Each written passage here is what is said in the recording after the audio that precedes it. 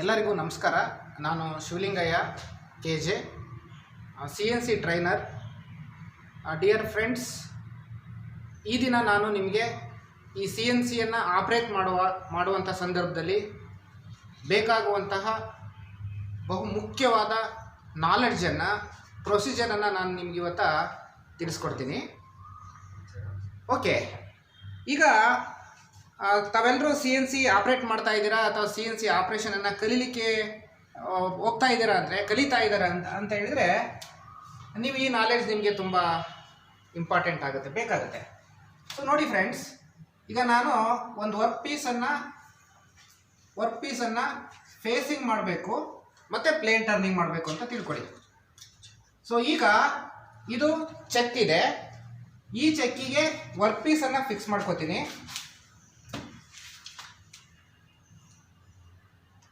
ಒಂದು work piece ಇದೆ, ಇದು ವರ್ಕ್ ಪೀಸು. ಓಕೆ,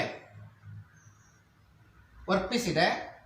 ಈ ವರ್ಕ್ ಪೀಸ್ನ ನಾನು ಫೇಸಿಂಗ್ ಮಾಡಬೇಕು ಅಂದರೆ ಇಲ್ಲಿಂದ 1 mm ತೆಗಿಬೇಕು, ಫೇಸ್ ಲೆಂತ್ ಕಡಿಮೆ ಮಾಡಬೇಕು ಅಂತ ತಿಳ್ಕೊಳ್ಳಿ.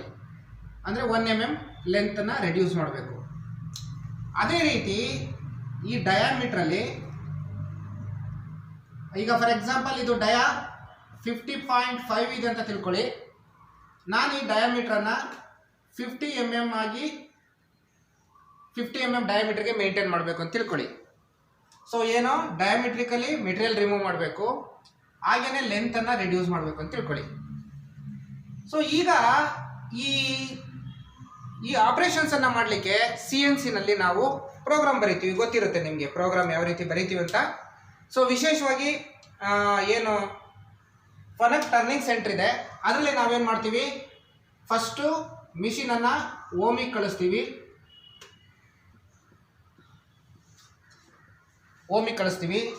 ಆನಂತರ ಬೇಕಾಗಿರುವಂಥ ಟೂಲನ್ನು ಚೇಂಜ್ ಮಾಡ್ಕೋತೀವಿ. ರೈಟ್, ಸ್ಪಿಂಡಲ್ ಆನ್ ಮಾಡ್ಕೊಳ್ತೀವಿ.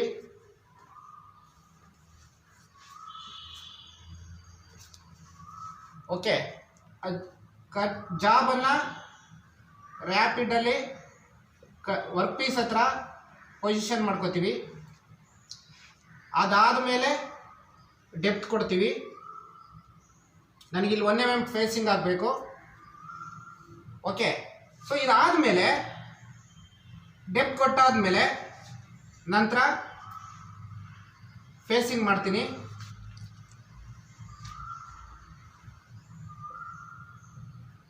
ಫೇಸಿಂಗ್ ಆಯಿತು ಅಂತ ತಿಳ್ಕೊಳ್ಳಿ. ಹಾಗೆಯೇ ಇದು ಫೇಸಿಂಗಿಗೆ ಪ್ರೋಗ್ರಾಮ್ ಬರದೆ. ಇದೇ ರೀತಿ ಪ್ಲೇನ್ ಟರ್ನಿಂಗಿಗೂ ಪ್ರೋಗ್ರಾಮ್ ಬರೀತೀನಿ ಅಂತ ತಿಳ್ಕೊಳ್ಳಿ. ಸೊ ಇದೆಲ್ಲ ಒಂದೇ ಥರ ಇರ್ತದೆ, ಸೇಮ್ ಟೂಲ್ ಸೆಲೆಕ್ಟ್ ಮಾಡುವಂಥದ್ದು, ಇಲ್ಲಿಗೆ ಬರುವಂಥದ್ದು. ಆ ನಂತರ ಡಯಾಮೀಟರ್ ರೆಡ್ಯೂಸ್ ಮಾಡಬೇಕಂದ್ರೆ ಎಕ್ಸಲ್ಲಿ 50.5 ಬರಿತೀನಿ. ಅದಾದಮೇಲೆ Z01 ಹಾಕಿ, G01 ಹಾಕಿ, ಜೆಡ್ಡಲ್ಲಿ ಎಷ್ಟು ಲೆಂತ್ ಹೋಗಬೇಕೋ, ಫಾರ್ ಎಕ್ಸಾಂಪಲ್ 20 mm ಹೋಗಬೇಕು ಅಂದರೆ 20 mm ಫೇಸಿಂಗ್ ಮಾಡ್ತೀನಿ. ಓಕೆ, ಇದು ಫೇಸಿಂಗಿಗೆ, ಇದು ಪ್ಲೇನ್ ಟರ್ನಿಂಗಿಗೆ ನಾನು ಪ್ರೋಗ್ರಾಮ್ನ ಈ ರೀತಿ ಬರಿತೀನಿ ಅಂತ ತಿಳ್ಕೊಳ್ಳಿ.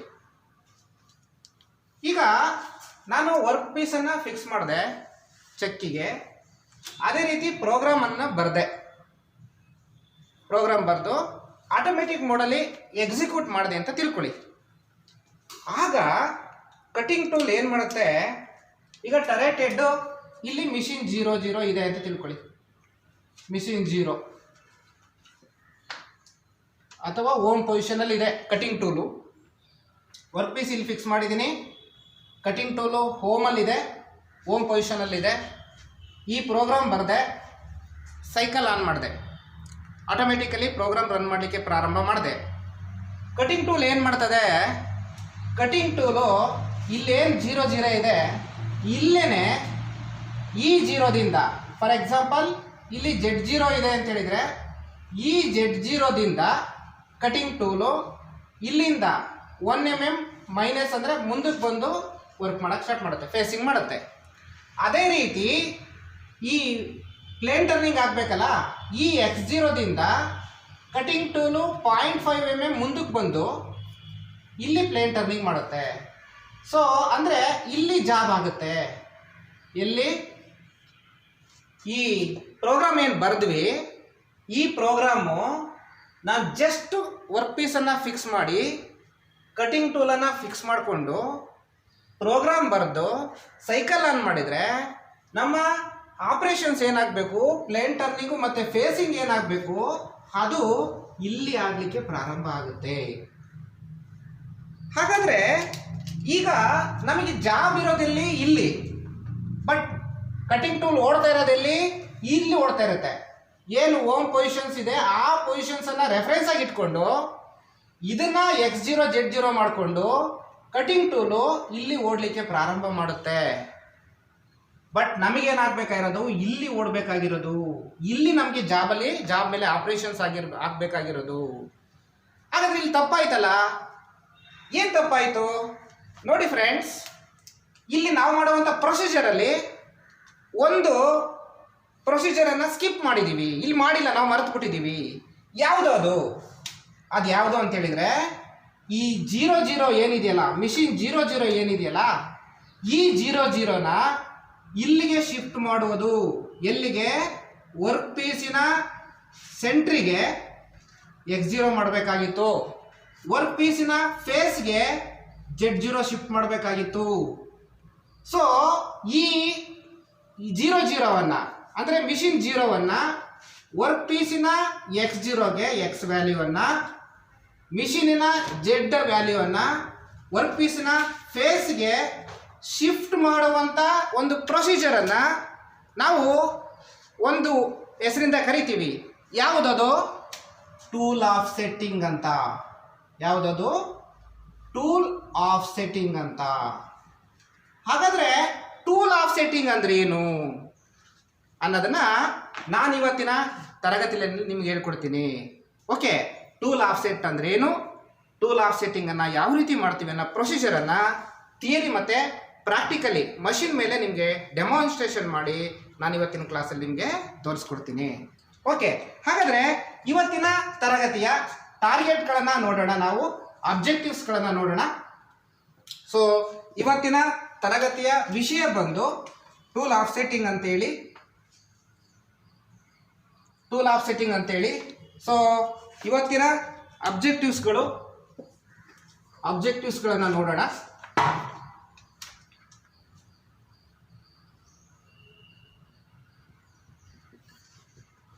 Tool of setting. ಸೊ ಅಬ್ಜೆಕ್ಟಿವ್ಸನ್ನು ನೋಡೋದಾದರೆ ಮೊದಲನೇ ಆಬ್ಜೆಕ್ಟಿವ್ ನಿಮಗೆ ಟೂಲ್ ಆಫ್ ಸೆಟ್ ಅಂದರೆ ಏನು ಅಂತ ಗೊತ್ತಾಗಬೇಕು. ಅಂದರೆ ಒಂದು, what is tool of setting? What is tool offsetting? And then you have to state the procedure. You have to state the procedure of tool offsetting. So ಈ tool ಆಫ್ಸೆಟ್ಟಿಂಗ್ನ ಪ್ರೊಸೀಜರನ್ನು ನೀವು ಕಲ್ತ್ಕೋಬೇಕಾಗುತ್ತೆ. Tool offset ಅಂದರೆ ಏನು ಅಂತ ತಿಳ್ಕೋಬೇಕು. ಅದಾದಮೇಲೆ ಟೂಲ್ ಆಫ್ಸೆಟ್ನ ಯಾವ ರೀತಿ ಮಾಡ್ತೀವಿ ಅನ್ನೋ ಒಂದು ಪ್ರೊಸೀಜರನ್ನು ಕೂಡ ನೀವು ತಿಳ್ಕೊಳ್ಬೇಕಾಗತ್ತೆ. ಈ ಪ್ರೊಸೀಜರ್ ಏನಿದೆ ಇದನ್ನು ನಾನು ಥಿಯರಿನಲ್ಲಿ ಸ್ಟೆಪ್ ಬೈ ಸ್ಟೆಪ್ ಎಕ್ಸ್ಪ್ಲೇನ್ ಮಾಡ್ತೀನಿ, ಹಾಗೆಯೇ ಪ್ರಾಕ್ಟಿಕಲಿ ನಾನಲ್ಲಿ ಡೆಮೋ ಮಾಡಿ ತೋರಿಸ್ತೀನಿ. ಸೊ ದಟ್ ನಿಮಗೇನಾಗ್ತದೆ, ನೀವು ಈ ಥಿಯರಿ ನೋಡಿಕೊಂಡು ನಿಮ್ಮ ಮಿಷಿನ್ ಮೇಲೆ, ಅದು ವಿಶೇಷವಾಗಿ ಫನಕ್ ಕಂಟ್ರೋಲ್ ಸಿಸ್ಟಮ್ ಮೇಲೆ, ಫನಕ್ ಲೇತ್ ಅಥವಾ ಫನಕ್ ಟರ್ನಿಂಗ್ ಸೆಂಟ್ರಲ್ಲಿ ನೀವು ಮಾಡಲಿಕ್ಕೆ ಅನುಕೂಲ ಆಗುತ್ತೆ. ಓಕೆ, ಸೊ ಈಗ ಟೂಲ್ ಆಫ್ಸೆಟ್ಟಿಂಗ್ ಅಂದರೆ ಏನು ಅಂತ ನೋಡೋಣ. ಸೊ ಟೂಲ್ ಆಫ್ಸೆಟ್ಟಿಂಗ್ ಅಂದರೆ ಏನು, ನಾನು ಈಗಾಗಲೇ ನಿಮಗೆ ತೋರಿಸ್ತೆ ಇಂಟ್ರೊಡಕ್ಷನಲ್ಲಿ. ಸೊ ವರ್ಕ್ ಪೀಸ್ ಇದೆ ಅಂತ ತಿಳ್ಕೊಳ್ಳಿ. ವರ್ಕ್ ಪೀಸು ವರ್ಕ್ ಹೋಲ್ಡಿಂಗ್ ಡಿವೈಸಲ್ಲಿ ಫಿಕ್ಸ್ ಆಗಿರುತ್ತೆ. ವರ್ಕ್ ಪೀಸಿನ ಫೇಸ್ ಇಲ್ಲಿರುತ್ತೆ, ವರ್ಕ್ ಪೀಸ್ದು ಸೆಂಟರ್ ಆಕ್ಸಿಸು ಇಲ್ಲಿರುತ್ತೆ ಅಂತ ತಿಳ್ಕೊಳ್ಳಿ. ಈಗ ಆ ಮಷೀನಿನ X0 ಹಾಗೆಯೇ Z0 ಮಿಷಿನಿನ ಓಮ್ ಪೊಸಿಷನಲ್ಲಿರುತ್ತೆ. ಇದು ಮಿಷಿನ್ 0 ಅಥವಾ ಮಿಷಿನ್ದು ಓಮ್ ಪೊಸಿಷನ್ ಅಂತ ಹೇಳ್ತೀವಿ. ಈಗ ಈ X0 ಮತ್ತು Z0ವನ್ನು ಇಲ್ಲಿಗೆ X0ವನ್ನು ವರ್ಕ್ ಪೀಸಿನ ಸೆಂಟ್ರಿಗೆ ಶಿಫ್ಟ್ ಮಾಡುವಂಥ ಪ್ರೋಸೆಸ್ಸನ್ನು, ಹಾಗೆಯೇ ಮಿಷಿನಿನ Z0ವನ್ನು ವರ್ಕ್ ಪೀಸಿನ ಫೇಸ್ಗೆ ಶಿಫ್ಟ್ ಮಾಡುವಂಥ ಪ್ರೊಸೀಜರನ್ನು ನಾವು ಟೂಲ್ ಆಫ್ಸೆಟ್ಟಿಂಗ್ ಅಂತ ಕರಿತೀವಿ. ಹಾಗಾದ್ರೆ ಟೂಲ್ ಆಫ್ಸೆಟ್ಟಿಂಗ್ ಅಂದ್ರೆ ಏನು? It is the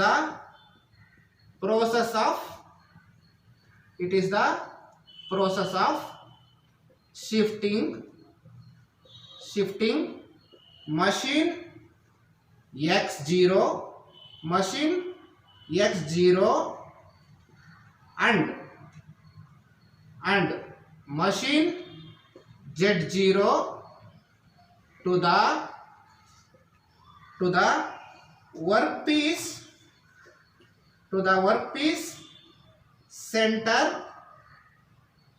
and workpiece face temporarily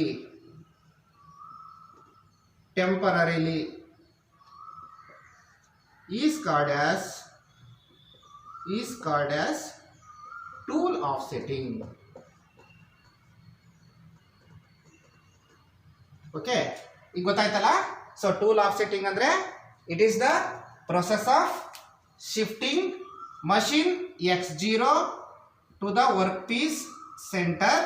In the same way, shifting the machine z0 to the workpiece face temporarily is called as tool offsetting. ನೋಡಿ friends, ನಾನಿಲ್ಲಿ ಈ ಶಿಫ್ಟಿಂಗ್ ಮಾಡೋದನ್ನ temporary ಅಂತ ಯೂಸ್ ಮಾಡ್ತಾ ಇದ್ದೀನಿ.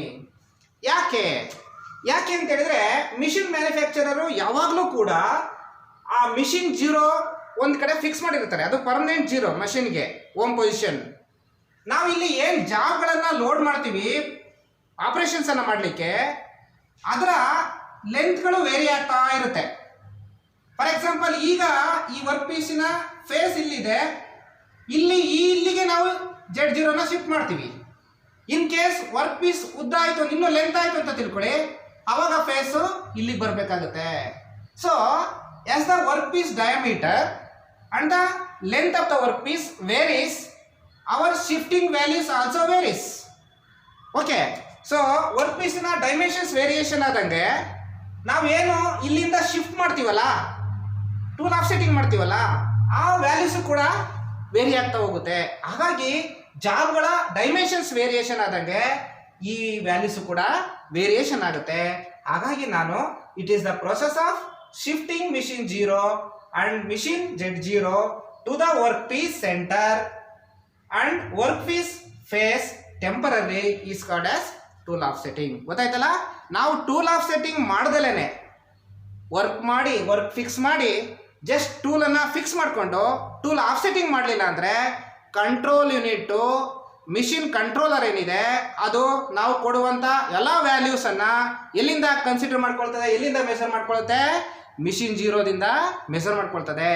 ಆದರೆ ನಮಗೆ ಮಿಷಿನ್ 0ದಿಂದ ಓಡಬಾರ್ದು ಕಟಿಂಗ್ ಟೂಲ್ ಎಲ್ಲಿ ಓಡಬೇಕು?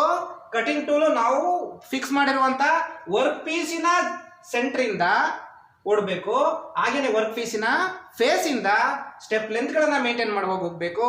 ಹಾಗೆ ಡಯಾಮೀಟರ್ಗಳನ್ನು ಮಾಡುವಾಗ ವರ್ಕ್ ಪೀಸಿನ ಸೆಂಟ್ರಿಂದ 0 ಅಂತ ಕನ್ಸಿಡರ್ ಮಾಡಿ ಡಯಾಮೀಟರ್ಗಳನ್ನು ನಮಗೆ ಮೇಂಟೈನ್ ಮಾಡಬೇಕು. ಈ ಥರ ಮೇಂಟೈನ್ ಮಾಡಬೇಕು ಅಂದರೆ ನಾವೇನು ಮಾಡಬೇಕು? ಟೂಲ್ ಆಫ್ಸೆಟ್ಟಿಂಗ್ ಅನ್ನು ಮರಿದಲೇ ಮಷೀನಲ್ಲಿ ಮಾಡಿ ನಾವು ಟೂಲ್ ಆಫ್ಸೆಟ್ಟಿಂಗ್ ಎಕ್ಸ್ ಮತ್ತು z0ನ ಫಿಕ್ಸ್ ಮಾಡ್ಕೋಬೇಕಾಗುತ್ತೆ.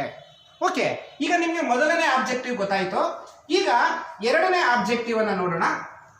ಏನು ಎರಡನೇ target? So you have to state the procedure for tool offsetting. ನಿಮ್ಗೆ ಗೊತ್ತಾಗಬೇಕು ಪ್ರೊಸೀಜರ್ಸ್ ಏನೇನಿದೆ ಅಂತ ಹೇಳಿ. ಈಗ ನಾನು ಈ ಪ್ರೊಸೀಜರನ್ನು ನಿಮಗೆ ಎಕ್ಸ್ಪ್ಲೇನ್ ಮಾಡ್ತೀನಿ. ಇದು how to set tool offset in CNC lathe or turning center for a tool. ಯಾವುದೋ ಒಂದು ಟೂಲ್ಗೆ ಯಾವ ರೀತಿ ನಾವು ಟೂಲ್ ಆಫ್ಸೆಟನ್ನು ಮಾಡ್ತೀವಿ ಅನ್ನೋದಕ್ಕೆ ನಾನೀಗ ಪ್ರೊಸೀಜರನ್ನು ನಿಮಗೆ ಎಕ್ಸ್ಪ್ಲೇನ್ ಮಾಡ್ತೀನಿ. ನಾನೀಗ ಫಸ್ಟು ಎಕ್ಸಲ್ಲಿ ಆಫ್ಸೆಟ್ ಯಾವ ಥರ ಶಿಫ್ಟ್ ಮಾಡೋದು ಅಂತ ಹೇಳ್ತೀನಿ ಮಿಷಿನ್ ವ್ಯಾಲ್ಯೂಸಿಂದ. ಸೊ ಇದಕ್ಕೆ ನಾವೇನು ಮಾಡಬೇಕು ಅಂದರೆ, ಫಸ್ಟ್ ಪ್ರೊಸೀಜರ್ ಏನಪ್ಪ ಅಂದರೆ, we have to select the required tool. ಅಂದರೆ ನಾವು ಯಾವ ಟೂಲ್ಗೆ ಟೂಲ್ ಆಫ್ಸೆಟ್ ಮಾಡಬೇಕು, ಆ ಟೂಲನ್ನು ಸೆಲೆಕ್ಟ್ ಮಾಡಬೇಕು first, required tool. Okay, so ಈ ಸೆಲೆಕ್ಟ್ ದ ರಿಕ್ವೈರ್ಡ್ ಟೂಲಲ್ಲಿ ನಾವು ಮಿಷಿನನ್ನು ಜಾಗ್ ಮೋಡಿಗೆ ತಗೊಳ್ತೀವಿ.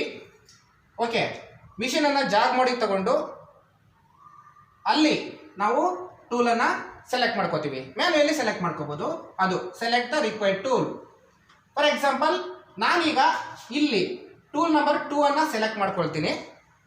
ಸೊ ಟೂಲ್ ಸೆಲೆಕ್ಟ್ ಮಾಡ್ಕೊಂಡ್ಮೇಲೆ ಏನು ಮಾಡಬೇಕು, next press offset functional key, press offset functional key. So ಇದು ಆರ್ಡ್ ಕೀ ನಮಗೆ ನಮ್ಮ MDI ಪ್ಯಾನಲಲ್ಲಿ ಬರುತ್ತಿದ್ದು, MDI ಪ್ಯಾನಲಲ್ಲಿ ಇರುತ್ತೆ. ಸೊ MDI ಪ್ಯಾನಲಲ್ಲಿ ಬರುವಂತಹ ಆಫ್ಸೆಟ್ ಫಂಕ್ಷನಲ್ ಕೀಯನ್ನು ಪ್ರೆಸ್ ಮಾಡಬೇಕು. ಓಕೆ, ಇದಾದ ಮೇಲೆ press geometry offset key, geometry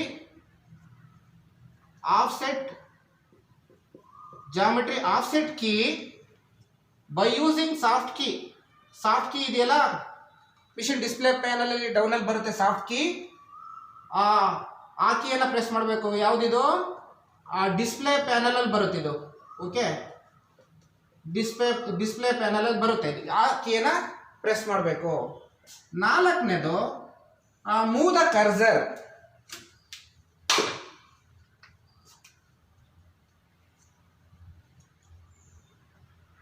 Move the cursor by using navigation key,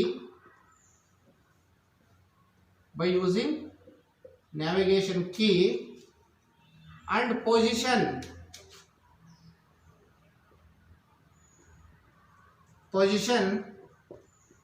at the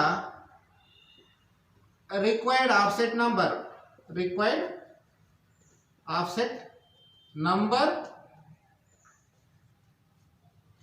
offset number ಯಾವ, ಈಗ ಟೂಲ್ ನಂಬರ್ 2 ನಾನು ಆಫ್ಸೆಟ್ ಮಾಡಬೇಕು ಅಂದರೆ ಕರ್ಸರ್ ಎಲ್ಲೇ ಇರ್ಬೋದು, ಅದನ್ನು ಮೂವ್ ಮಾಡಿ ನಾವು ಆ 2ನೇ ಸ್ಲಾಟಲ್ಲಿ 2ನೇ ರೋನಲ್ಲಿ ಪೊಸಿಷನ್ ಮಾಡಬೇಕು. ಸೊ ಇದಾದ ಮೇಲೆ 5ನೇದು ಸೆಲೆಕ್ಟ್ ಹ್ಯಾಂಡ್ ವೀಲ್. ಸೆಲೆಕ್ಟ್ ಮಾಡಬೇಕು. ಸೆಲೆಕ್ಟ್ ಹ್ಯಾಂಡ್ ವೀಲ್ ಇಲ್ಲೇನೆ ಬರೀತೀನಿ, ಜಾಗ ಸಾಕಾಗಲ್ಲ. And select feed that may be into 100 microns or into 10 microns or into 1 micron. ಅಂದರೆ ಹ್ಯಾಂಡ್ ವೀಲ್ ಮೂಮೆಂಟ್ಗೆ ಫೀಡ್ ಇದು ಆಯ್ತಲ್ಲ. 6ನೇದು ಟಚ್ ದ ಟೂಲ್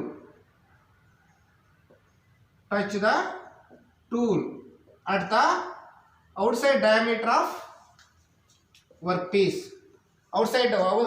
ಪೀಸ್ನ ಔಟ್ಸೈಡ್ ಡಯಾಮೀಟರ್ಗೆ ಟಚ್ ಮಾಡಬೇಕು. ಅದಾದಮೇಲೆ 7ನೇದು input the diameter of work piece in terms of X. ನಾವು ಎಕ್ಸಿನ ಸ್ಲಾಟಲ್ಲಿ ಕರ್ಸರನ್ನು ಪೊಸಿಷನ್ ಮಾಡಬೇಕು.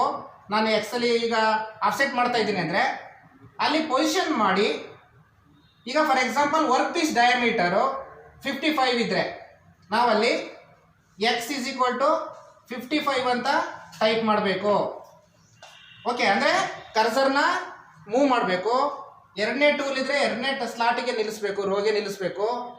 ಎಕ್ಸಲ್ಲಿ ಆಫ್ಸೆಟ್ ಮಾಡ್ತಾ ಇದ್ರೆ ಎಕ್ಸ್ಗೆ ಪೊಸಿಷನ್ ಮಾಡಬೇಕು ಕರ್ಸರನ್ನು. ಅಲ್ಲಿ ನಾವು ಏನು ಎಡಿಟಿಂಗ್ ಲೈನ್ ಇದೆಯಲ್ಲ, ಅಲ್ಲಿ ಎಡಿಟಿಂಗ್ ಲೈನಲ್ಲಿ ಎಕ್ಸ್ ಈಸ್ ಈಕ್ವಲ್ ಟು ಆ ವರ್ಕ್ ಪೀಸ್ ಡಯಾಮೀಟರ್ ಏನಿರುತ್ತೆ ಆ ಡಯಾಮೀಟರ್ ಬರೀಬೇಕು. For example work piece diameter 50 mm ಇದ್ದರೆ 50 mm ಅಂತ ಟೈಪ್ ಮಾಡಿ ಇನ್ಪುಟ್ ಮಾಡಬೇಕು. ಸೊ ಇನ್ಪುಟ್ ಕೀಯನ್ನು ಯೂಸ್ ಮಾಡಬೇಕು. ಏನು MDI ಪ್ಯಾನಲಲ್ಲಿ ಏನು ಕೀ ಬರುತ್ತೆ ಹಾರ್ಡ್ ಕೀ, ಆ ಕೀಯನ್ನು ಯೂಸ್ ಮಾಡಿ ಇನ್ಪುಟ್ ಮಾಡಬೇಕು. ಇನ್ಪುಟನ್ನು ಪ್ರೆಸ್ ಮಾಡಬೇಕು. ಸೊ ಇನ್ಪುಟ್ ಮಾಡಿ ಆದಮೇಲೆ 8ನೇದು measure soft key. Press measure soft key ಅಂದರೆ ಡಿಸ್ಪ್ಲೇ ಪ್ಯಾನಲ್ ಕೆಳಗಡೆ ಮೆಜರ್ ಅಂತ ಹೇಳಿ ಒಂದು ಸಾಫ್ಟ್ ಕೀ ಬರುತ್ತೆ. Okay, press measure soft key ಎಲ್ಲಿ ಬರುತ್ತಿದೋ ಡಿಸ್ಪ್ಲೇ ಪ್ಯಾನಲಲ್ಲಿ ಬರುತ್ತೆ. ಡಿಸ್ಪ್ಲೇ ಪ್ಯಾನಲಲ್ಲಿ ಬರುತ್ತೆ. ನೋಡಿ, ನೀವು ಈ ವರ್ಕ್ ಪೀಸ್ ಎಷ್ಟು ಡಯಾಮೀಟರ್ ಇರ್ತದೆ, ನಾನಿಲ್ಲಿ ಉದಾಹರಣೆಗೆ 50 ಅಂತ ಬರಿತಾ ಇದ್ದೀನಿ. ಆ್ಯಕ್ಚುಲಿ ನೀವು ಯಾವ ವರ್ಕ್ ಪೀಸ್ಗೆ ಆಫ್ಸೆಟ್ ಮಾಡ್ತಾ ಇರ್ತೀರಾ ಆ ಡಯಾಮೀಟರ್ನ ಹಾಕಿ ಅಷ್ಟೇ.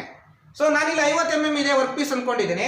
50 mm ನ ಇಲ್ಲಿ ಟೈಪ್ ಮಾಡ್ತೀನಿ, x = 50 ಅಂತ ಟೈಪ್ ಮಾಡಿ ಹಾರ್ಡ್ ಕೀಯನ್ನು ಯೂಸ್ ಮಾಡಿ ಇನ್ಪುಟ್ ಮಾಡ್ತೀನಿ. ಅದು ಅಲ್ಲಿಗೆ ಆಫ್ಸೆಟ್ಟಲ್ಲಿ ಹೋಗಿ ರೆಕಾರ್ಡ್ ಆಗುತ್ತೆ. ಸೊ ಕೂತ್ಕೊಂಡಿರುತ್ತೆ, ಇನ್ಪುಟ್ ಮಾಡಿದ ತಕ್ಷಣವೇ ಅಲ್ಲಿರುತ್ತೆ. ಅದಾದಮೇಲೆ press measure soft key. So ಅದಾದಮೇಲೆ ಇಲ್ಲಿ ವ್ಯಾಲ್ಯೂ ಬರೀಬೇಕು. ಬರೆದಾದ್ಮೇಲೆ ಮೆಜರ್ ಅನ್ನೋ ಒಂದು ಸಾಫ್ಟ್ ಕೀಯನ್ನು ಪ್ರೆಸ್ ಮಾಡಿದರೆ ಡಿಸ್ಪ್ಲೇ ಪ್ಯಾನಲಲ್ಲಿ ಬರುತ್ತೆ, ಸಾಫ್ಟ್ ಕೀಗಳು ಬರುತ್ತೆ. ಸೊ ಆ ಸಾಫ್ಟ್ ಕೀ ಪ್ರೆಸ್ ಮಾಡಿದ ತಕ್ಷಣವೇ ನಮಗೆ ಈ ಟೂಲ್ಗೆ ಅಂದರೆ ಈ ಟೂಲ್ಗೆ ಎಕ್ಸಲ್ಲಿ ಈ ಟೂಲು ವರ್ಕ್ ಪೀಸಿನ ಸೆಂಟ್ರಿಗೆ ಹೋಗಿ x0 ಆಗ್ತದೆ. ಅಂದರೆ ಏನು ಮಿಷಿನಿನ 0 ಇತ್ತು, ಮಿಷಿನ್ 0 ಇತ್ತು, ಅದು ಈ ವರ್ಕ್ ಪೀಸಿನ ಸೆಂಟ್ರಿಗೆ ಶಿಫ್ಟ್ ಆಗುತ್ತೆ. ಸೊ ಈ ಮಿಷಿನಿನ x0ವನ್ನು ವರ್ಕ್ ಪೀಸಿನ ಸೆಂಟ್ರಿಗೆ ಶಿಫ್ಟ್ ಮಾಡಲಿಕ್ಕೆ ಇದು ಪ್ರೊಸೀಜರ್. ಗೊತ್ತಾಯ್ತಲ್ಲ? ಈಗ ಅದೇ ರೀತಿ ಜೆಟ್ಟಲ್ಲಿ ಯಾವ ರೀತಿ ಆಫ್ಸೆಟ್ ಮಾಡ್ತೀವಿ ಅಂತ ಹೇಳ್ಬಿಟ್ಟು ನೋಡೋಣ. ಸೊ ಈಗ how to do the tool offset for z axis. ಅಂದರೆ ಆ ಟೂಲ್ಗೆ ಜೆಟ್ಟಲ್ಲಿ ಯಾವ ರೀತಿ ನಾವು ಆಫ್ಸೆಟ್ ಮಾಡ್ತೀವಿ ಅಂತ ಹೇಳ್ಬಿಟ್ಟು ನೋಡೋಣ.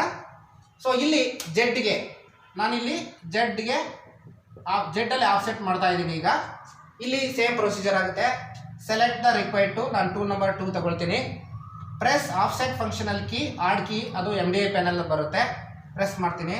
ಪ್ರೆಸ್ ಜಾಮೆಟ್ರಿ ಆಫ್ಸೆಟ್ ಕೀ ಅಂದರೆ ಸಾಫ್ಟ್ ಕೀ ಡಿಸ್ಪ್ಲೇ ಪ್ಯಾನಲಲ್ಲಿ ಬರುತ್ತೆ. ಜಾಮೆಟ್ರಿನ ಪ್ರೆಸ್ ಮಾಡಬೇಕು. Move the cursor by navigation key and position at the required offset number. ನಾನು ಟೂಲ್ ನಂಬರ್ 2 ಮಾಡ್ತಾ ಇದ್ರೆ ಟೂಲ್ ನಂಬರ್ 2ಗೆ ತಂದು ಅಲ್ಲಿ ಪೊಸಿಷನ್ ಮಾಡಬೇಕು. ಹ್ಯಾಂಡ್ ವೀಲ್ ಸೆಲೆಕ್ಟ್ ಮಾಡ್ತೀನಿ, ಫೀಡ್ ಸೆಲೆಕ್ಟ್ ಮಾಡ್ತೀನಿ. ಇಲ್ಲಿಂದ ಚೇಂಜ್ ಆಗುತ್ತೆ ಅಷ್ಟೇ. ಸೊ ಈಗ ಇಲ್ಲಿ ಏನಾಗುತ್ತೆ, ಏನು ಚೇಂಜ್ ಆಗುತ್ತೆ ಅಂದರೆ ಇಲ್ಲಿ ಹ್ಯಾಂಡ್ ವೀಲ್ ಸೆಲೆಕ್ಟ್ ಆಯಿತು. ಈಗ ನಾವು touch the tool at the face of the work piece. ಇಲ್ಲಿ ಜೆಡ್ಡಿಗೆ ಮಾಡಬೇಕಾಗಿರೋದ್ರಿಂದ Z0 ಮಾಡಬೇಕಾಗಿರೋದ್ರಿಂದ face of the work piece ಫೇಸ್ಗೆ ಟಚ್ ಮಾಡಬೇಕು. ಅದಾದಮೇಲೆ 7ನೇದು ಏನು ಈಗ ಜೆಡ್ಡಿಗೆ ಮಾಡಬೇಕು ಅಂದರೆ position the cursor at the Z. Position the cursor at the ಜೆಡ್ಡಲ್ಲಿ ಪೊಸಿಷನ್ ಮಾಡಿರಬೇಕು. ಈಗ 8ನೇದು ಟೈಪ್. ನಾವು ಎಡಿಟಿಂಗ್ ಲೈನಲ್ಲಿ ಏನು ಟೈಪ್ ಮಾಡಬೇಕು, Z = 0 ಅಂತ ಟೈಪ್ ಮಾಡಬೇಕು. ಟೈಪ್ ಮಾಡಿ and press measure soft key. Measure soft ಕೀಯನ್ನು ಪ್ರೆಸ್ ಮಾಡಿದರೆ ಅಲ್ಲಿ Z = 0 ಆಗುತ್ತೆ. ಸೊ ಇದು ಜೆಡ್ಡಿಗೆ ಜೆಡ್ ಅಂದರೆ ಮಿಷಿನ್ Z0 ಇರುತ್ತಲ್ಲ, ಮಷೀನ್ 00 ಇರುತ್ತಲ್ಲ, ಇದರಲ್ಲಿ ಜೆಡ್ಡನ್ನು ವರ್ಕ್ ಪೀಸಿನ ಫೇಸ್ಗೆ ಶಿಫ್ಟ್ ಮಾಡುವಂಥ ಪ್ರೊಸೀಜರ್. ಏನು ಮಾಡ್ತೀವಿ, ಬೇಕಾಗಿರೋ ಟೂಲ್ ಸೆಲೆಕ್ಟ್ ಮಾಡ್ಕೋಬೇಕು, ಆಫ್ಸೆಟ್ ಕೀಯನ್ನು ಪ್ರೆಸ್ ಮಾಡಬೇಕು, ಜಾಮೆಟ್ರಿ ಸಾಫ್ಟ್ ಕೀಯನ್ನು ಪ್ರೆಸ್ ಮಾಡಬೇಕು, ಕರ್ಸರನ್ನು ಯೂಸ್ ಮಾಡಿ ಯಾವ ರೋಗ್ ಬೇಕು, ಯಾವ ನಂಬರಿಗೆ ಬೇಕು ಆಫ್ಸೆಟ್, ಆ ನಂಬರ್ಗೆ ಕರ್ಸರನ್ನು ನ್ಯಾವಿಗೇಷನ್ ಕೀ ಯೂಸ್ ಮಾಡಿ ಪೊಸಿಷನ್ ಮಾಡಬೇಕು. ಹ್ಯಾಂಡ್ ವೀಲ್ ತೊಗೊಂಡು ಬಂದು ಫೇಸಿಗೆ ಟಚ್ ಮಾಡಬೇಕು. ಫೇಸಿಗೆ ಟಚ್ ಆದ ತಕ್ಷಣವೇ ಏನು ಅಲ್ಲಿ ನಾವು ಎಡಿಟಿಂಗ್ ಲೈನಲ್ಲಿ Z0 ಅಂತ ಬರೆದು ಇನ್ಪುಟ್ ಮಾಡಿ ಮೆಜರ್ ಪ್ರೆಸ್ ಮಾಡಿದರೆ ಆ ಫೇಸ್ಗೆ ಎಲ್ಲಿ ಟೂಲ್ ನಿಲ್ಲಿಸಿರ್ತೀವಿ ಅಲ್ಲಿಗೆ E0 ಶಿಫ್ಟ್ ಆಗಿ ನೆಕ್ಸ್ಟ್ ನಾವು ಪ್ರೋಗ್ರಾಮ್ ಬರೀತಾ ಹೋದರೆ ಎಕ್ಸು ಮತ್ತು ಜೆಡ್ಡಲ್ಲಿ ಆಫ್ಸೆಟ್ ಆದಮೇಲೆ ನಾವು ಯಾವುದೇ ಪ್ರೋಗ್ರಾಮ್ ಬರೆದ್ರು ಮಷೀನು ಆಫ್ಸೆಟ್ ನಂಬರ್ ಹಾಕಿದ ತಕ್ಷಣವೇ ಮಷೀನು X0 ಅಂದ ತಕ್ಷಣವೇ ಇಲ್ಲಿಗೆ ಬರುತ್ತೆ, Z0 ಅಂದ ತಕ್ಷಣವೇ ಇಲ್ಲಿ ಬರುತ್ತೆ. ನೆಕ್ಸ್ಟ್ ಎಕ್ಸಿಂದ ವ್ಯಾಲ್ಯೂ ಕೊಟ್ಟ ತಕ್ಷಣನೇ x10 ಅಂದರೆ ಇಲ್ಲಿಂದ 10 ಅಂತ ಅದು ಅಸ್ಯೂಮ್ ಮಾಡುತ್ತೆ. ಅಕಸ್ಮಾತ್ 50 ಅಂದರೆ ಇಲ್ಲಿಂದ ಈ ಸೆಂಟರ್ನ ರೆಫರೆನ್ಸ್ ಆಗಿ ಇಟ್ಕೊಂಡು 50 ಆಗುತ್ತೆ. ಅದೇ ರೀತಿ ಜೆಡ್ ಅಲ್ಲಿ ಮೈನಸ್ ಕೊಟ್ಟರೆ ಈ ಕಡೆಗೆ ಮೂವ್ ಆಗ್ತಾ ಇರುತ್ತೆ, ಜೆಡ್ 0 ಕೊಟ್ಟರೆ ಇಲ್ಲಿ ಬರುತ್ತೆ, ಪ್ಲಸ್ ಕೊಟ್ಟರೆ ಇಲ್ಲಿಗೆ ಮೂವ್ ಆಗುತ್ತೆ. ಸೊ ಈ ಒಂದು ಪ್ರೊಸೀಜರನ್ನು ನಾವು ಮೆಷಿನ್ ಮೇಲೆ ಯಾವ ರೀತಿ ಮಾಡ್ಬೋದು ಅನ್ನೋದನ್ನ ನಾನು ಡೆಮಾನ್ಸ್ಟ್ರೇಷನ್ ಮಾಡಿ ತೋರಿಸ್ತೀನಿ, ನೀವು ಅಬ್ಸರ್ವ್ ಮಾಡ್ಬೋದು.